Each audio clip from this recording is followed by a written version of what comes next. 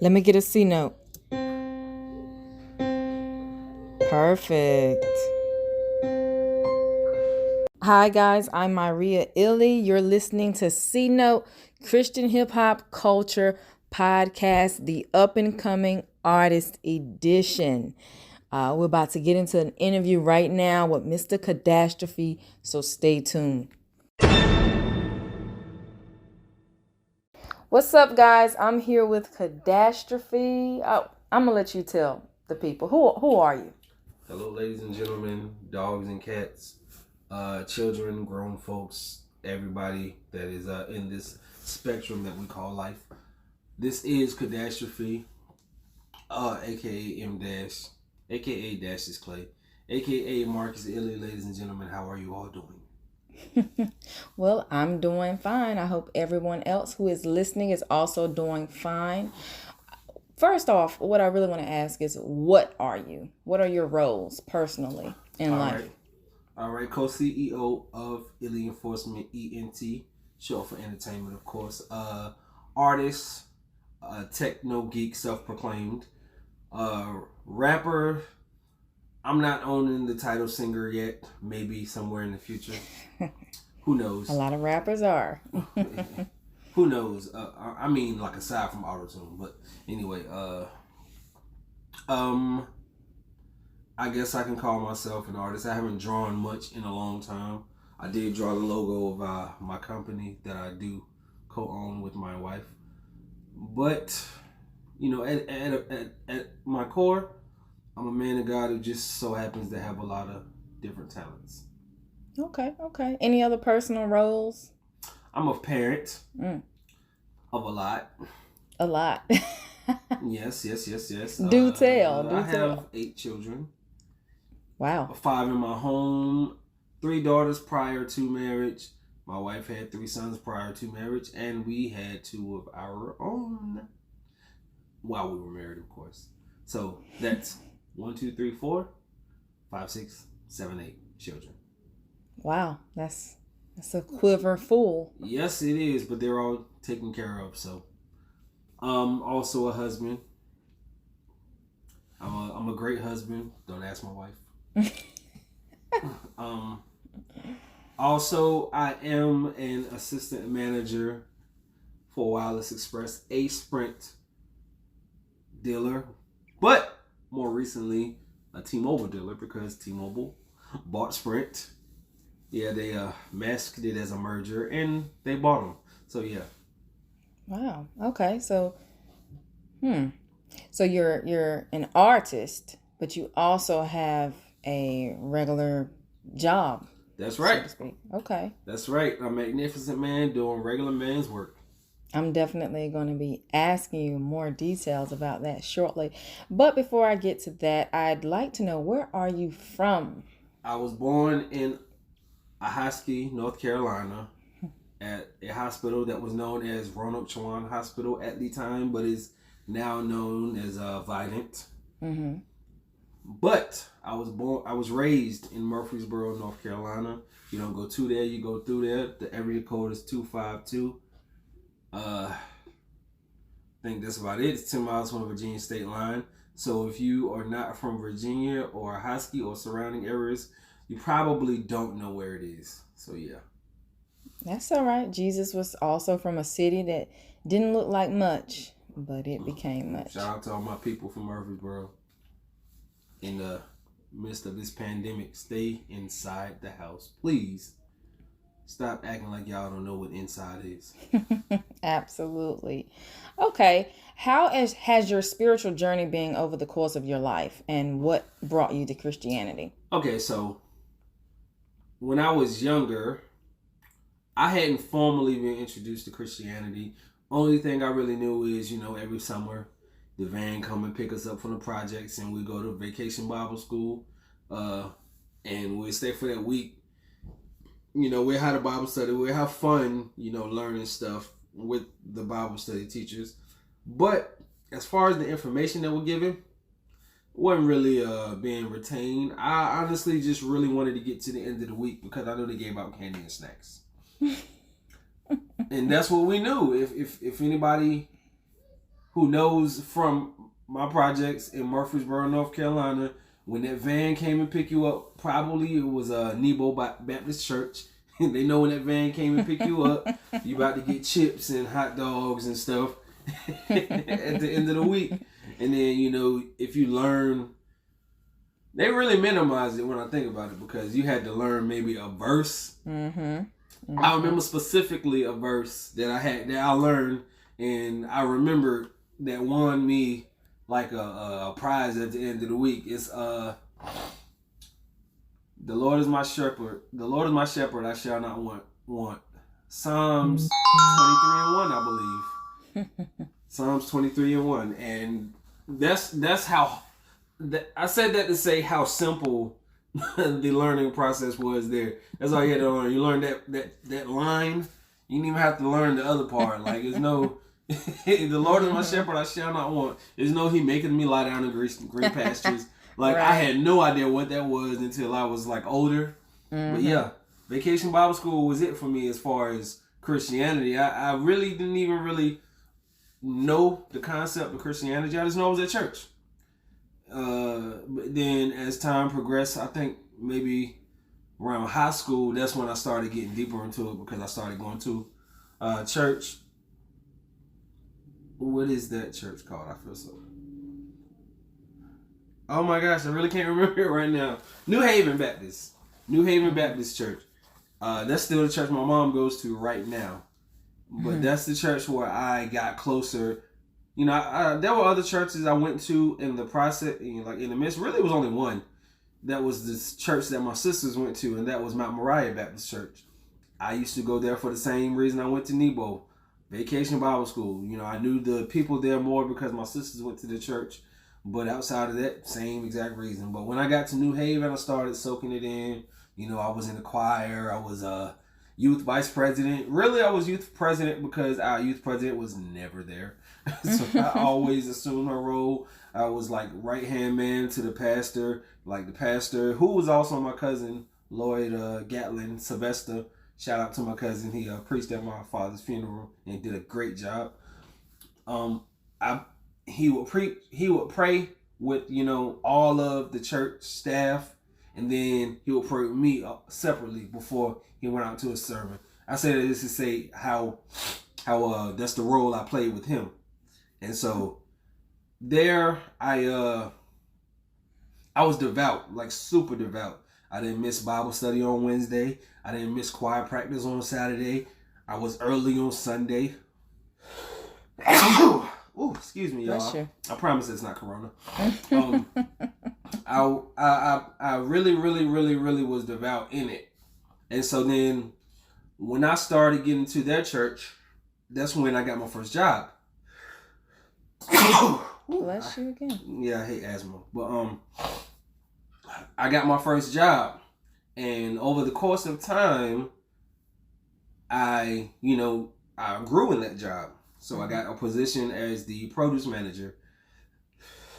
I got a position as the produce manager because the previous produce manager got fired. Shady business was going on. I don't know. But in that job, I had to be there every Sunday from 8 a.m. till 2 p.m.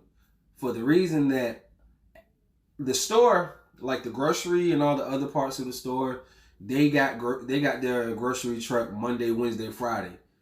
I got my truck on Sunday, so I had to sign invoices and things of that sort. So, put new stuff out, rotate, everything that comes with working produce. So with that, I missed church more. Because it was some days that, I had my assistant produce manager able to fill in and whatnot. But that was very rare. So it got to the point that people from the church started coming to my job and, I don't want to say harassing me, but they really just kept coming at me like, yeah, you don't have church. You don't have to work every Sunday, like really coming at me about my job. And that left a sour taste on my mouth, but it didn't make me leave. What did make me leave that church was when I was at choir practice and there was a girl who was, doing a solo. And it was just, your voice will only do what your voice will allow you to do. Mm-hmm. And so that girl, it was a note that they wanted her to hit. She just couldn't hit it. And they really chastised her about it. And that really rubbed me the wrong way, because I was thinking to myself, the purpose that we are here for is, we're singing for God. We're not singing for the people who want the pitch to be perfect. If that's the case, y'all, try to find somebody you can hire to be here, because there were plenty of people around the area who were known as singers. But, you guys stuck with your members, and that's what you got from your members, and that made me, that turned me off. Because they were really, really, really, really being really brash about things that, in my opinion, weren't as important as, being there for God. Because when I say when I was there, I was really there. When I was really there, I was really there. Until adulthood, I had never been that devout as far as Christianity. I got baptized, I got saved, and became a member of that church. I still, at my mom's house somewhere, my certificate of baptism is in there somewhere. If you're young and you from the 90s and baptismal, you know what's going on with that certificate of baptism. So after that, I went cold on church for a long time, like a long time.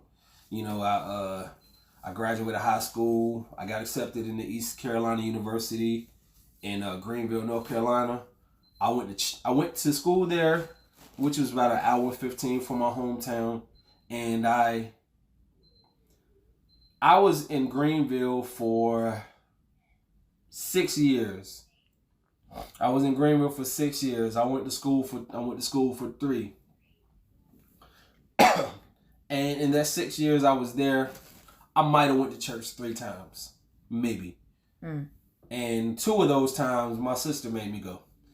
and I'm exaggerating. It was maybe 4 to 5, something like that. But the majority of those were at my sister's church, the church that she's still a member at now.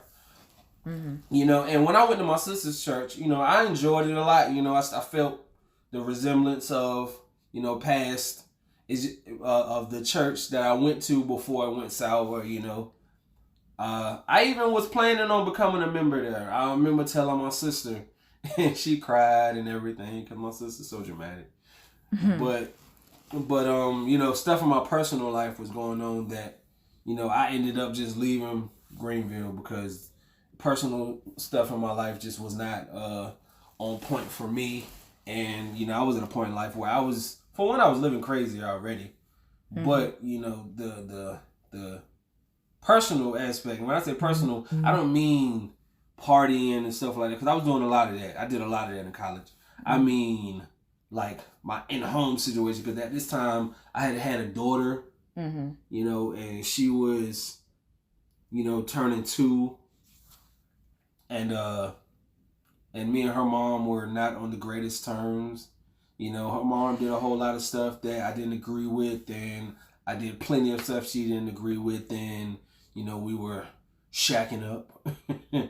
And it got to a point where I had to get out of that place. I got my daughter and told her I'm taking my daughter, and I went back to my hometown. So then from there,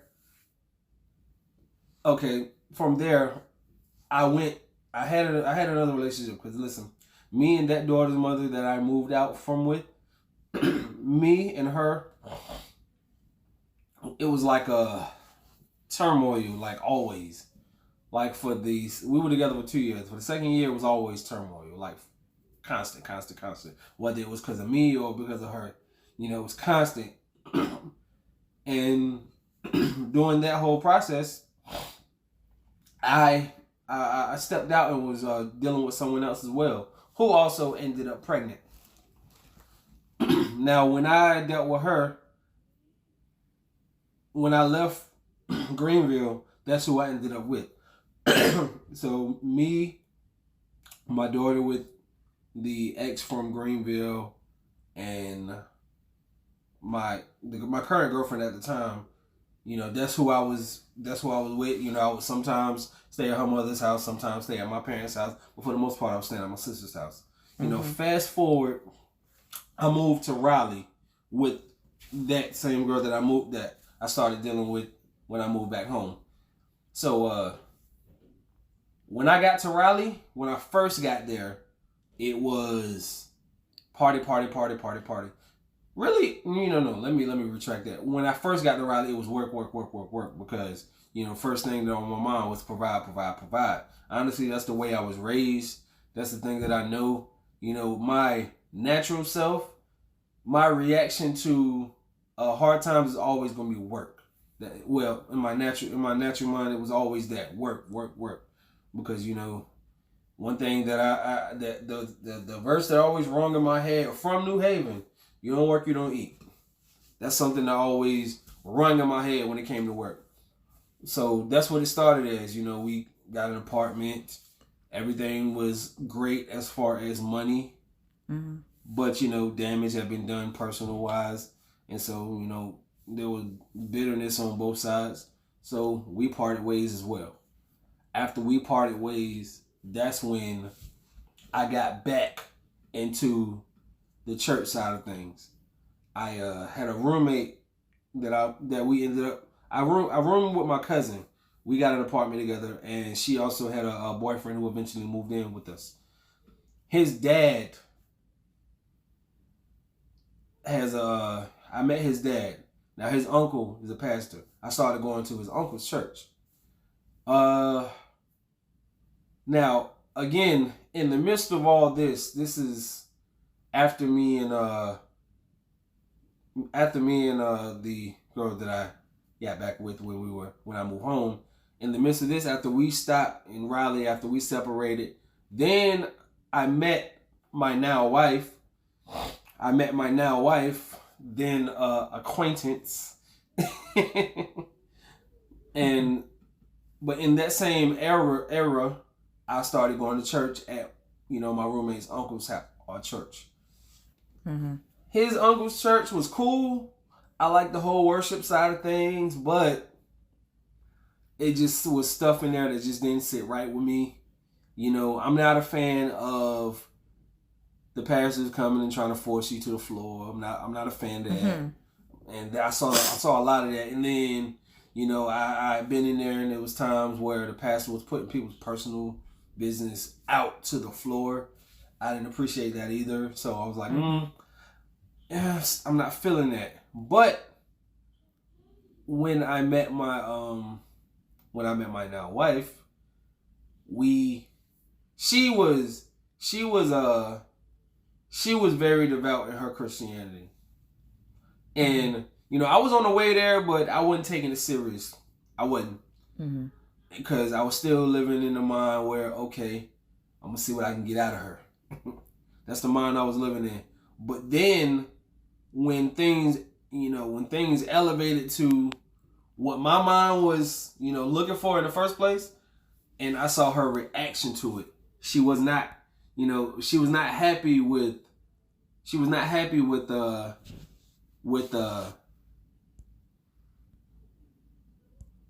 answering. I'm not gonna say answering to her flesh. She was not happy when sinful things were happening between us. To the point that it really, really, really bothered her. Like, really bothered her. And when I saw that it bothered her that much, it made me rethink things. Mm-hmm. But then from there, I started. I went to, meet her family. I went to church with her in her hometown. And almost immediately after I started going to church with her in her hometown, it's like from then till now, it was just like a series of miracle after miracle. Even when nonsense happened from in between, it was still miracle after miracle. You can't really... that's crazy. The type of stuff you can't really predict. Mm-hmm. And so then we got married. And when we got married, that's when the spiritual floodgates opened. Mm-hmm. I say that to say this. When I say the spiritual floodgates open, every type of demonic force you could think of was throwing itself at me and her. But I feel like my demons were like a little bit more sporadic and radical than hers, maybe. You know, mines were something that was not internal. If my demons come out, you're gonna see it externally. It's not something that you have to know me to see. It's not something that is gonna sit on the inside. Mm-hmm. It's gonna be something that you see. Oh, he did that. That type of demon. That's what was happening. That's what was happening because it was in my mind when we got married. I really wasn't aware of all of this stuff in my mind. You know, I really wasn't aware of all this stuff. But then when it came out, and when they came out, it felt like I could not find an answer to fight it. You know, I tried to use every coping mechanism I could find to subside it. But, you know, I mean, this is years into our marriage. This is going on constantly. This is years in. Couldn't find a coping mechanism that worked. You know, and in my mind, I didn't really know about, you know, I think I know how to pray naturally. But in the time where I need to do it the most, my mind wasn't going to it. That's not the first place my mind went to. My mind went to, you know, smoke, drink. That's what I know. And so I finally, after seeing, you know, now that I think back, most of the time when I came to a revelation, I was about to say revelation, y'all. But when I came to a revelation, it was off of seeing my wife's reaction. Because even when I made the change earlier, it was off of seeing her reaction. And in our marriage, we was deep into, y'all. Like, it wasn't like something that was here and gone the next day. No, it lasted. And seeing her reaction made me start rethinking again. It's like I had eras of transformation. You know, this era of transformation, it was like an initial transformation, but you know, it wasn't a full transformation. Then it's like my transformation happened piece by piece until I got to the point where all the stuff that used to worry me about whether I'm gonna do this or not do this, just left. You know, because if you know, like I know, if you've lived a life where you were a promiscuous male and you transform into not being that, you live sometimes in a brain where you may question whether you can not do something or not.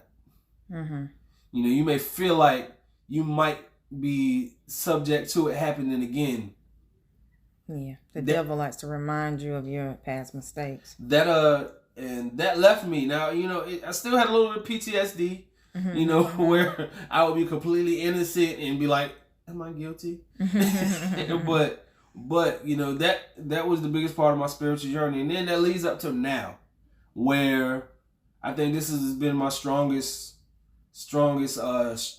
leg in the race as far as my spiritual journey, because certain things, now again, I'm still learning to hear God's voice. You know, I'm still a rookie in that. You know, and that's okay, because I cherish the actual journey. You know, I'm a part of the long game. You know, that's what I like. I don't want quick stuff. That's not for me, because quick stuff leave quick. But I'm learning and still happily learning. I don't have any issues with the progress. I can be content in what I'm in until what God gives me arrives. I'm there. I'm probably one of the most content people you're gonna meet. I'm probably one of the most humble people you're gonna meet, because I live modest anyway. I live modest. I'm cheap, y'all. I'm cheap. You know, y'all frugal, cheap, however you want to put it. That's me. That's me. You know, anytime I get anything for myself, I didn't do it. My wife bought it. That's just being honest. So, because now my journey in spirituality has made me want to be healthier as far as my body. You know, certain music. This is the first time ever that music that I listen to, because I'm a hip hop head. Like, I love rap music. I love rap music in its entirety. Both sides of it, Christian and not Christian. And that's as honest as I can be. But even now is the first time that I can never say that music that I was listening to, prior to, that I'm not listening to now. Now, there's still some that I do. I'm still a work in progress, y'all. But this is the first time that it's ever, struck my mind to say, okay, find something else to listen to, Right. Okay. Wow. Well, that's a very interesting spiritual journey. Hey, I don't think mine is no different from nobody else as far as the length of the journey. It's just mine just happens to be a different story than someone else's. Well, I mean, I think that you're actually a humble man of God to lay it all out, like that. That was great. Okay, so what brought you to Christian hip hop then? Because that was like the long drawn out spiritual journey. Wife. For sure. Okay. For sure. Because where I come from, you gotta understand. Where I come from in rap, because I started rapping when I was 13 years old. Started writing when I was 12. Now, when I first started writing, when I first started rapping, we in the era of shoot 'em up, bang bang, shoot you 25,000 times and you gonna die and all of that. That's the era I was in. Or I got the kilos of cocaine by the couch. I got the money in the mattress. That's the era that I was in. And at that time in my life, I hadn't experienced none of that. But that's what I wrote, because I knew people, a lot of people, and I wrote their stories. I didn't write mine, But aside from that, my mind frame was, I'm going to be the best rapper out here. I'm gonna be the most intricate when I write, and when I deliver it, you're not gonna get it right away. You're gonna have to maybe catch it tomorrow, and so forth and so on. And in my hometown, at one point, it was like a rap war between who's the best, between whose crew and all of that. And, my crew was on top. That's just, to be honest. And that, that made me want to outdo people even more, because it got to the point I wanted to outdo the people in my crew even. Not in a way with any malice, but just to, be that competitive guy in rap. And so in Christian hip hop, it's not really a place for that. Right. So that's what I had to leave alone. And honestly, it took a lot of my wife nagging me for me to get it. Because I wasn't paying her no mind at first. Because I just wanted to be the best rapper in the world. I really didn't even care if I was known as that. As long as I got respect. I ain't care about the fame. Never care about the fame. Still don't care about the fame. That's not. I always rap for the love of the art. If I could find different ways to say this, or if I could make 3 words rhyme with one, things like that. That's what I would focus on in writing. But I mean, as simple as I can make it, Christian hip hop, my wife, that's what got me there.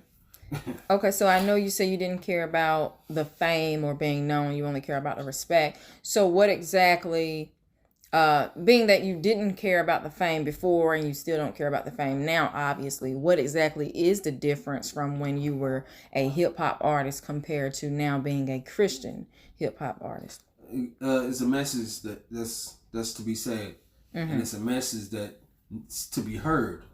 It's a message that is detrimental to be heard. Also, it can be delivered in a way that I feel hasn't been done before in Christian rap that may be more suitable to reach the masses. Now, again, not about fame for me still, but what I will say is this is the word, and this is the word that needs to reach the masses. And the masses, I mean, it's just that, the masses. And whether it be God facilitating it, whether it be, well, really, that's it. God facilitating it, because I'm not gonna, use manipulative tactics to reel people in. And, you know, I'm not a fan of, oh man, you got to make a hot hook so it's catchy so people can, you know, vibe to it. You know, I get it. That's cool and all. That's the business side of things, but I'm not into conforming my sound. Now, if that comes from my sound genuinely because it's something that I grow into, then great, because I'm still not, you know, I'm not stepping outside of myself. Right. But I do understand that people have to be reached. Now, I'm gonna put some legwork in, but definitely God plays the biggest role in that. Okay, so you're not against a catchy hook. You just want it to be something that's natural and not just you just trying hard to get the catchy hook. Because that takes away from the artistic process. Right. Because now, if I'm focused so hard on making a catchy hook, quote unquote, then that takes away from other parts of the song. Because if it comes naturally, that's just something that comes out without me even trying. But if I'm trying to make a hook that's catchy and I spend hours writing a hook and I ain't even wrote a verse yet. So yeah, that's where I stand on that. Okay. How has Christian hip hop influenced you? Or how do you feel that it has influenced you? Well, for one, what I talk about it's definitely influenced that, but also not just your own. I just mean Christian hip hop in general. How do you feel it has influenced you? Also, Christian hip hop has influenced me in a way where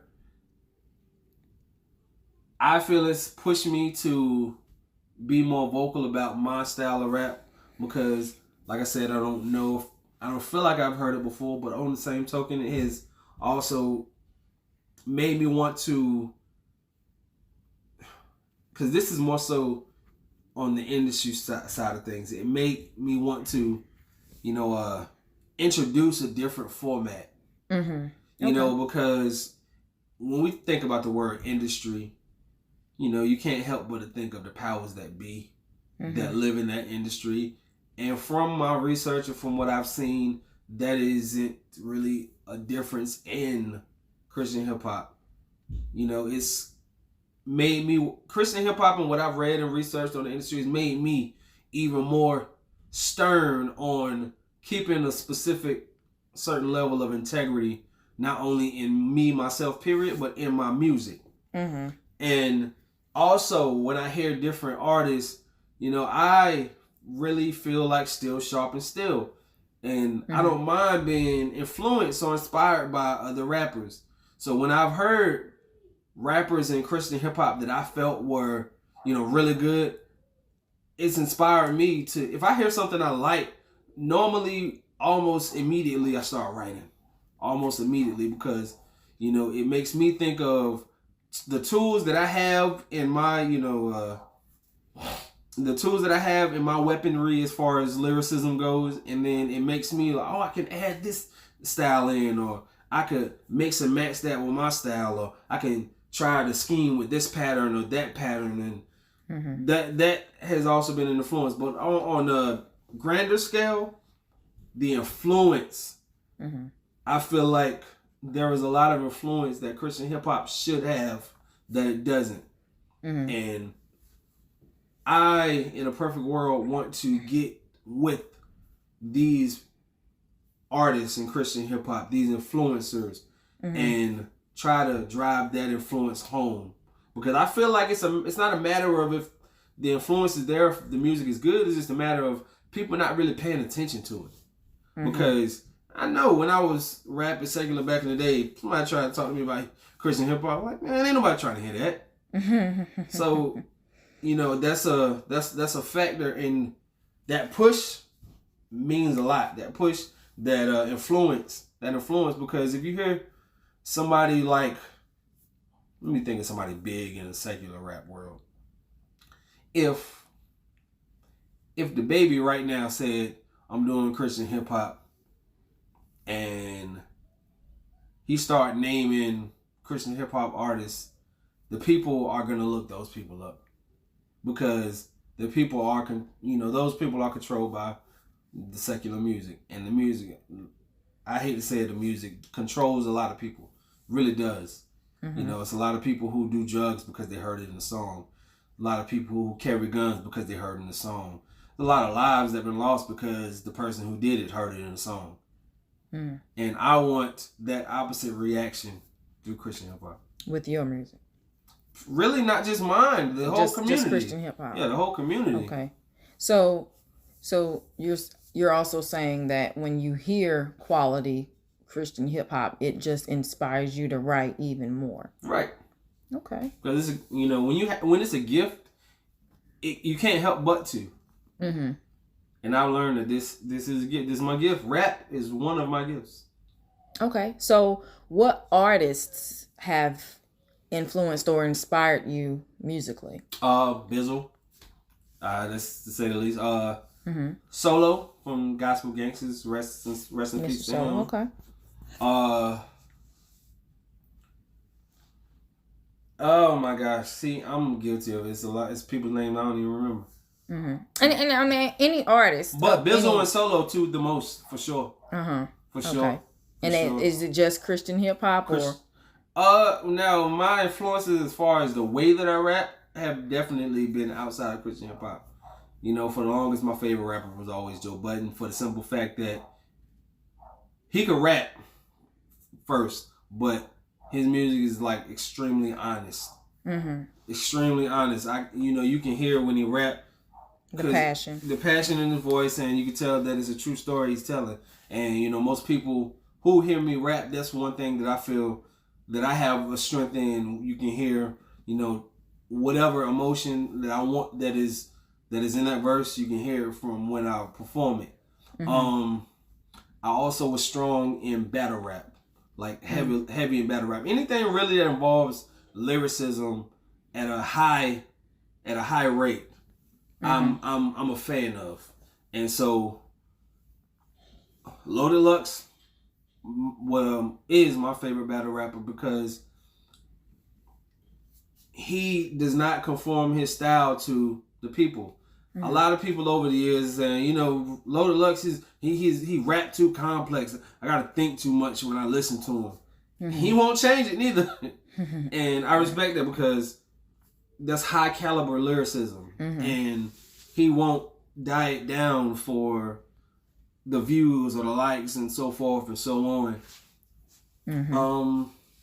I could go on forever when we're talking about influences. Jadakiss, because Jadakiss is one of the people who does one of the hardest things to do in rap, which is take an entire verse and use the same scheme the entire verse. That mm-hmm. is difficult to do because you have to really be in tune with your vocabulary. But not only that, be in tune with it and have it accessible as you're writing. Because most people, when they write, in my opinion, when they write with what becomes available to them at the moment. Now, the people who are gifted just happen to have more available to them at the moment. Mm. And he just seems to have a whole lot available to him at the moment.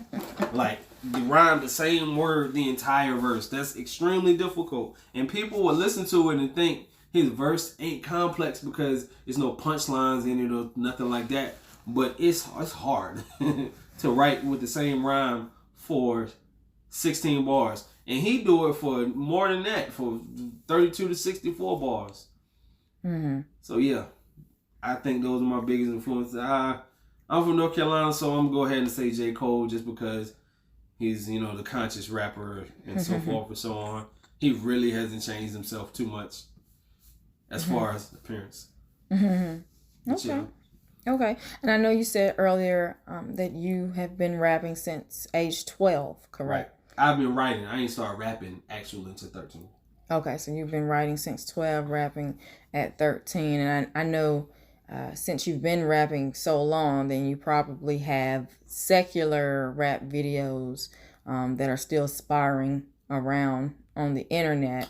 Yeah, it's not much of it though. Not much of it. Okay, now what would you say to listeners who hear you now and have gone back to do a little research and heard your earlier secular music? I would say I won't even listen to it because I'm way better than that now. I'm way better than that. There's no type of feeling behind just bars. Yeah, they sound. It's like basketball. Mm-hmm. You got the players who play with finesse, who just trying to find the best avenue to score. Then you have the players who do the flashy ooh ah. Mm-hmm. That's what I was doing back then. The ooh ah, as opposed to now. Just playing effectively. The structure, and so the content is different. Right. And how do you feel about, it still being out there? I know sometimes a lot of artists, even whether they be Christian artists or just secular artists, they go back and there are videos where it's like, okay, I seen this years ago, but then you go back when they're famous or they've blown up and they're nowhere to be found. How do you feel about your stuff remaining out there? I don't feel no way about it. It's a part of my journey. Mm-hmm. I don't feel no way about it because, if I take that down, people don't get to see where I came from. Mm-hmm. Because when people who knew me back then and they see me now look like a totally different person, and the people who don't know me, they can't see the work that God has done in me if that ain't up. Because this is a journey in its entirety. You can't just bypass the downside and just show the upside, because now people feel like you just was up overnight and you didn't come from anywhere. So then people expect to get to the blessing without the struggle. That's just unrealistic. Now every blessing doesn't come with a struggle, but a lot of them do. That's a fact. Okay. Trust me, I know. Okay. So if you had to choose a hip hop artist to cross over to Christian hip hop, who would it be? A little known guy that people don't know about. He's from my hometown. He goes by the name of Rico. Rico the Ruler. If that gentleman crossed over, I promise you, it would be something. Mm-hmm. If that gentleman crossed over into Christian hip hop, it'll be something serious. The devil's scared of him, huh? For sure. Scared of him crossing over. For sure, because he has something that I would say I don't, which is an it factor. He has the ability to tap into different age groups. I feel like that I can, but it's not a focus of mine. Okay. Now he has like a natural. Right. Okay. Right. And he can rap, like really rap. Okay. That's what I feel. So what are your goals now within Christian hip hop and within the ministry as a whole? Reach as many souls as I can. That's the simplest form I can get. That's a simple way I can put it. Reach as many goals as I can. I mean, get a couple cars and houses in the process, couple blessings. get a couple blessings, but I only want blessings so that I can be a blessing. Mm-hmm. Be a blessing to someone. But yeah, right. At its simplest form, just reaching souls. Yep, that's pretty much it. And if I can do that, doing something that I love, and by way of a gift that was given to me, because obviously if it's a gift, it's sitting in my heart. So yeah. That's where I'm at with it. Okay. And I truly hope that listeners are in some form blessed by your testimony and your spiritual journey, hearing those stories. I really hope that it helps someone. So what projects are you currently working on now? I am 50% of the group spiritual lyricist. Now we are working on our album label entitled Pandemic, and then from there, then I'll be doing my solo entitled Music to Pray To. And so solo album. Yep. Music to Pray To, solo album. Okay, cool. Okay, so what do these two albums entail? Tell us a little bit about that. Pandemic is pretty much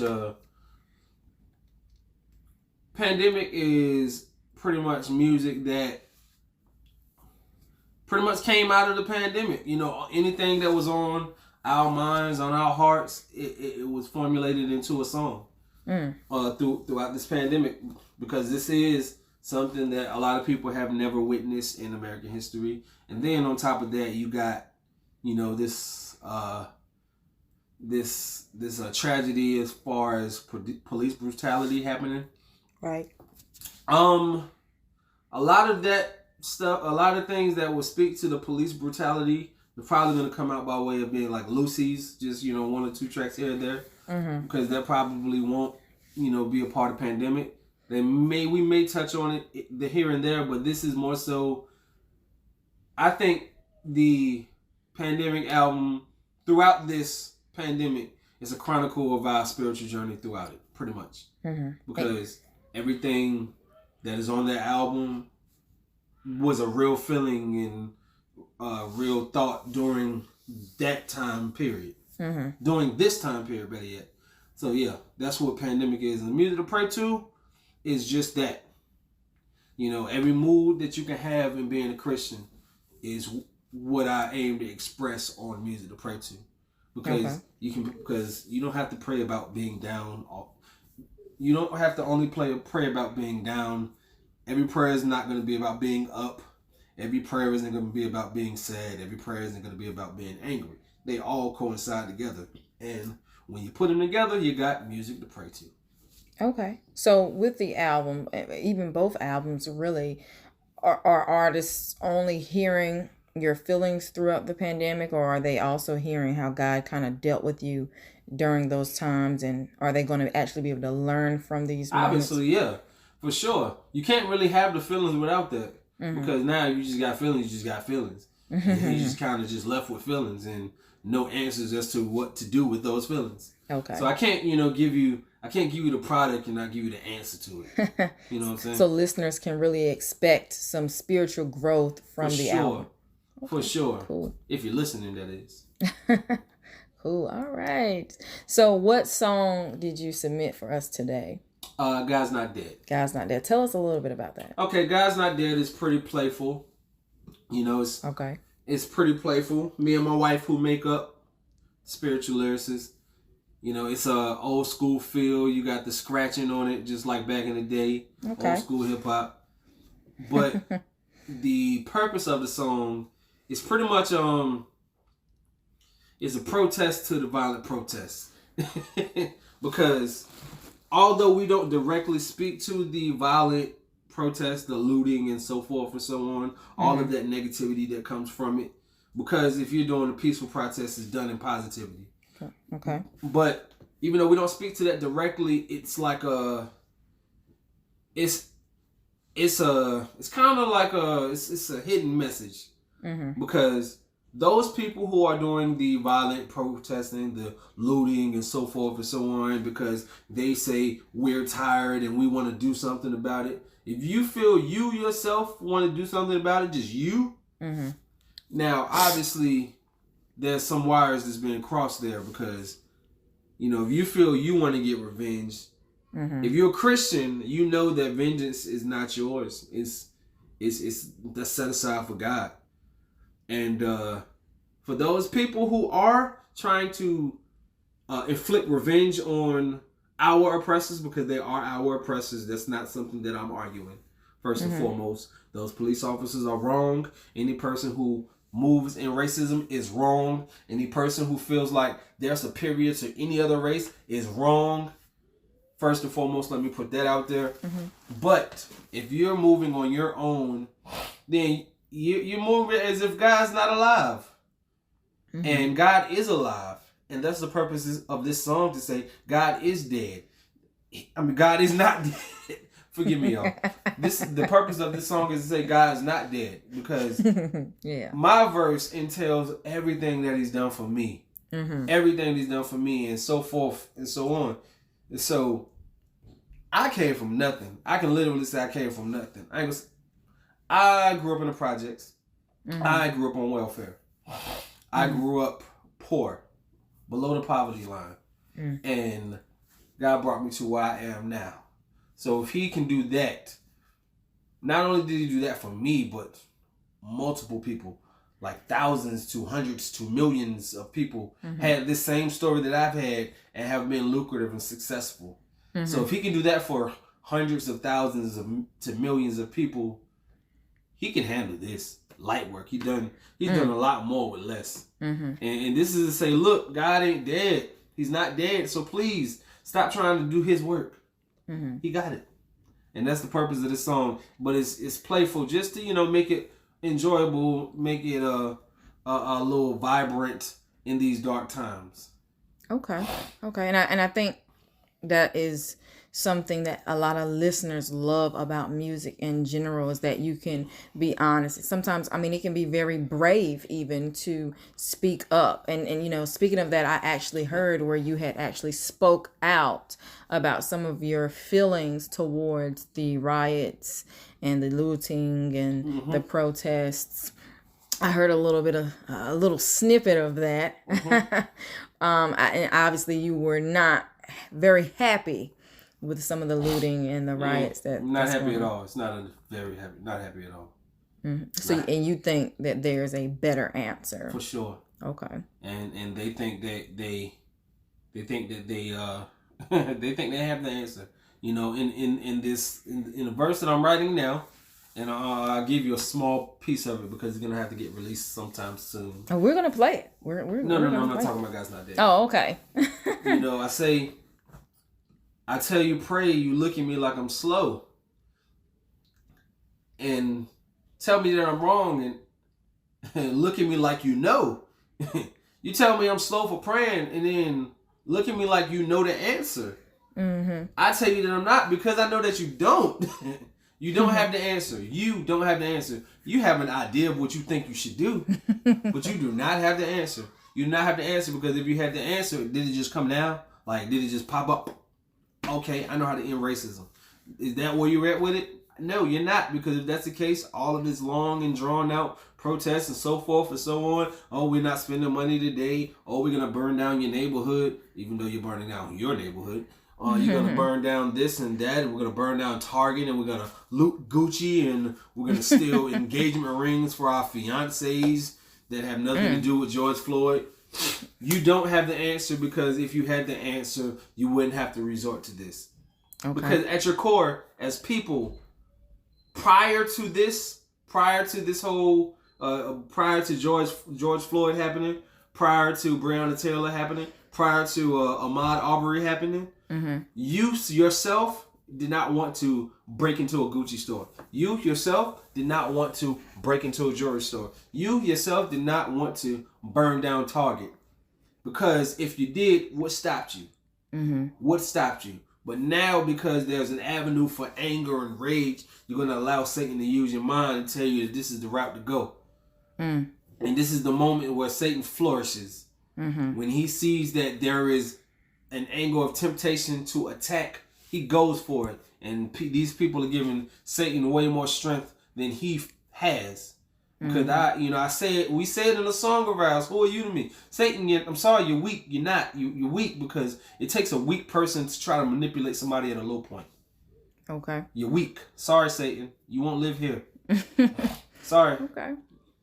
All right. So, for those of you who are listening, if you're interested in hearing what else caDASHtrophe had to say during his live Bible study about the riots and looting, you can listen to his Bible study podcast on Spotify.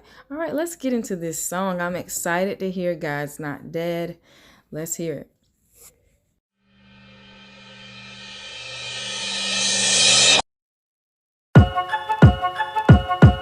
Yeah.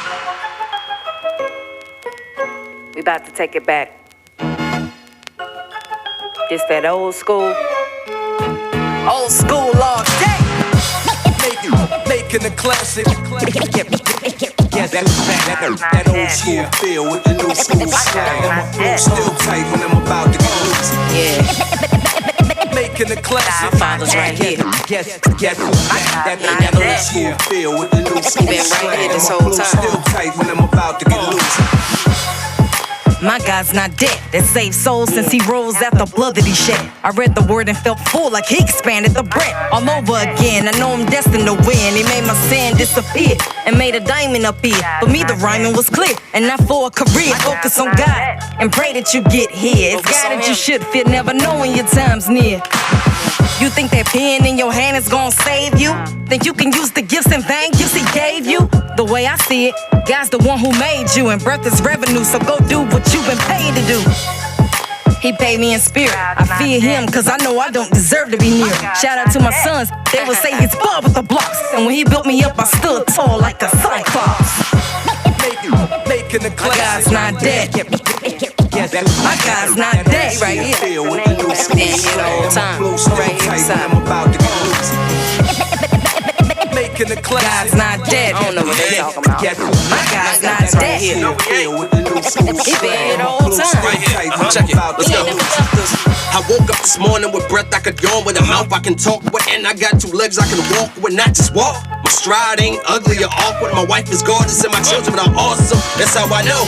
What do I know? I tell you when I reach the end. I'm too blessed to pretend. And my blessings extend. I can write an essay like Mexican about how I thought I couldn't be blessed anymore, then I got blessed again. So if you don't know what I'm talking about, you feel the spirit when you walk in my house. That came from up above. This is like no other love you ever could feel. My cup runneth over, you ain't got enough cups to get filled. This is real. Now back to what I was saying earlier. He lives in the sky where the gates couldn't be pearlier. You heard of the stories of how people got fed, and this is how I know that my God is not dead. Yeah, making the class. My God's not dead. Nah, he ain't. My God's not dead. Right here. Stand here the whole time. I mean, they better recognize I'm about to get loose. Making the class. God's not dead. I don't know what they talking about. My God's not dead. I don't know what they've been thinking about. He been here the whole time. Right here. I'm about to He ain't never left us. Put some respect on his name, fam. Every last one of y'all. I mean, y'all hear what's being said right now? You know, it gotta come straight from God. This ain't human. This ain't worldly. This is spiritually done, Nick. My God's not dead. My God ain't dead. My God is alive. Jesus ain't dead either. He died and came back. Trying to give y'all that old school feel. All real. My God's not dead. Nah, my God's not dead. Recognize. Oh, by the way, Eley Enforcement ENT.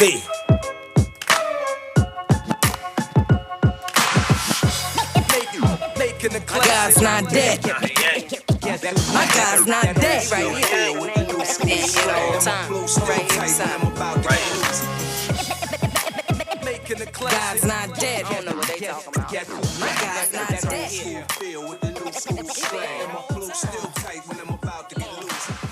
Put some respect on his name, fam. All the way on his name. Wow, that was something. That was something. I really enjoyed that. We do what we can. God's not dead, folks. He ain't. They said it. They said it loud and clear. Okay, so, you know, especially after hearing that, like, what else do you do? What else is in your skill set? Okay. For one, I'm extremely great with people. I don't know if that's classified as a skill set. I classified it as one because I have a lot of patience with people. I am very skilled in the realm of technology. Mm-hmm. More so the mobile side of things. I just have an affinity for mobile technology. I don't know. I just love it. Mm-hmm. I can draw. I don't really like to anymore, but I can. Mm-hmm. And you drew Eley Enforcement Entertainment's logo, correct? I did. What else? It's a nice logo too. Thank you. What else can I do? I used to be in gymnastics, actually. I don't do all the same things that I used to. But I can still walk as far on my hands as I can on my feet. Okay. I cut my own hair. I don't know if that counts. Little athleticism, little barbership. I can cook, actually. Oh, okay. So the wife's happy. Yes, she is. I'm gonna stop cooking for her because now she wants it too much. Oh, okay. Now, I don't really like to cook though. Okay. I learned it from my dad, because he never really measured stuff. I don't either. I made some stuff and I didn't taste it at all. So I was kind of giving it to her blindly, and she loved it. So I'll take it. Okay. What else am I good at? I think that's all I can think of at the moment. Maybe something else will come to mind later in this interview. I don't know. Well, ladies and gentlemen, we have a jack of all trades. I mean, that was quite a few things. And I mean, the song, we all know that you can rap at this point. I play 2K really good. Okay. I'm a gamer. So, former athlete physically, and now you're an athlete on which console is it? Is it Xbox? Is it PS4? Sony all day. Okay. Sorry, I don't step outside of Sony. Okay. So we have a jack of all trades. It sounds like you do quite a lot. I mean, you're a father, you're a husband, you're a rapper, the owner of a label. Doing quite a few things here. Hey, I see. Hey, I do a lot, but I don't do as much as my wife, and she'll tell you. One thing that I think everybody loves to see is a jack of all trades in Christ. I mean, we just love to see somebody who is very talented, who can do many things, who listens to God's voice and really does what he says, because God is going to find somebody to do it. Somebody's going to do it. Is it going to be you? Right. Is it going to be you or somebody else? I also think I'm very well at speaking, but to people more so. And when I say people, I mean, if I'm talking to a multitude, it's not the same as if I'm speaking to maybe someone directly, or maybe a small group or something like that. Because I've had people ask me in the past, and this wasn't even me talking directly to a group of people, but it's like a post or a comment on Facebook or something like that. And someone commented after me and asked, was I a motivational speaker? And that's happened on numerous occasions. Okay. So you're pretty good at customer service then. Oh yeah. All People right. love me. My customers love me. People in general, I feel like it'd be really difficult for someone to dislike me, because you would have to find an avenue on your own. I'm not going to give it to you. Okay. Do you freestyle any? Yeah. Oh, okay. That's what I started as. Oh, okay. So you started off as a freestyle rapper. Yeah, that's what I started out doing. I remember me and a friend of mine by the name of S-Type. We used to be at his grandmother's house next door. His grandmother lived next door to me. We would be there, and he would pick something up. I would start like a regular normal freestyle, and as I'm rapping, he would pick something up and keep picking stuff up, and I would rap about what he's picking up until I messed up, and eventually wasn't messing up anymore. Okay. And how was that though? I mean, how was the journey of freestyling? Do you still freestyle now? Yeah, I do. Not as much as I write. Because I normally will freestyle way more than I write, but I don't freestyle half as much as I write now, because I have so much stuff to write these days. But I freestyle. When I freestyle now, it's just really to keep the pen sharp, keep the the sword sharp.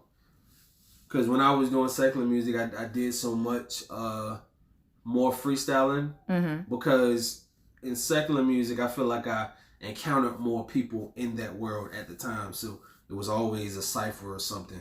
And so me, the way I was back then, if I saw a cipher, I had to be in it. If I saw people freestyling, I had to be there.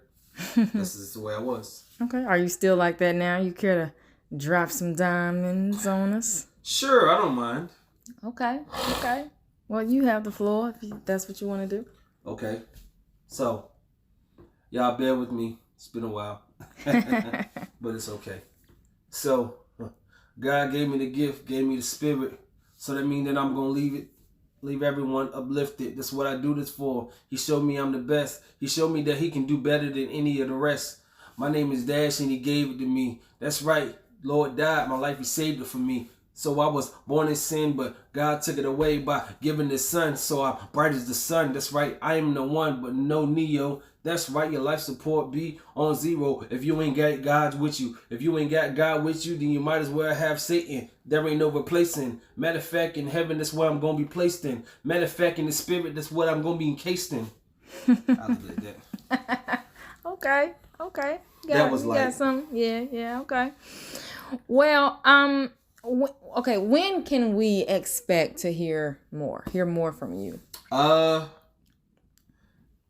Soon. Now, if you want dates, you probably will have to get in contact with my wife because I'm not the greatest with them. Just being honest. Okay. But we can definitely keep lock on your website For sure. and your social media. For sure. I'm working on getting back into my Twitter now. Y'all have to bear with me. Okay. Because this was a long time ago on the old email address with an old password. I'm gonna figure it out though. My wife feel like she gonna have to help me. I'm gonna figure it out. But for now, you know, I have my fan page on Facebook, which would be Marcus caDASHtrophe Eley, and then social media, also IG, Instagram, Deuce5, and let me spell it out for you. No capitals. That's D as in Delta, E as in Echo, U as in Uniform, C as in Charlie, E as in Echo, _ F as in Foxtrot, I as in India, V as in Victor, E as in Echo, #2.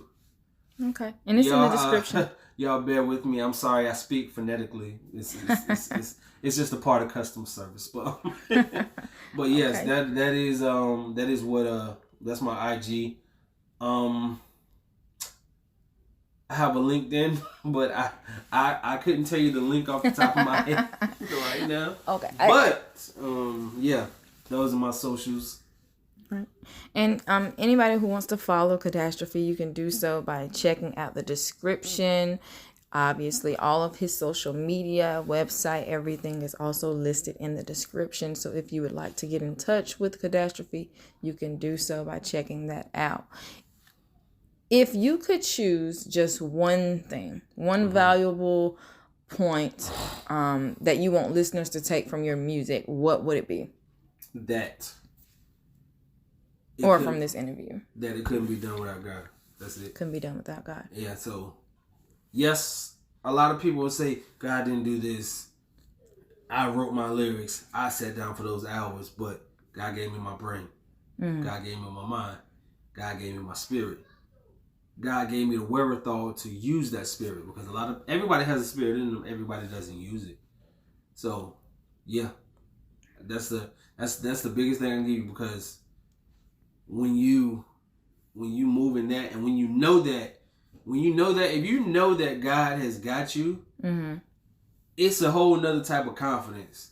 Mm-hmm. It's a different type of confidence. So listen, I was very cocky before God. You can't tell me nothing now. Can't tell me nothing now. As a child of God. Yes. Okay. And you know what? You are a very talented artist, and it's actually admirable, your love for the journey. We can obviously see that you're a man of God, a humble man of God. And I can see that you're going to be blessed tremendously. Amen, amen. I can only hope that other people are blessed through me. Yes, and God's Not Dead. That song is super dope. I mean, it's exciting, it's fun, it's straight to the point. You know, letting the world know who our Father is. It's pretty dope.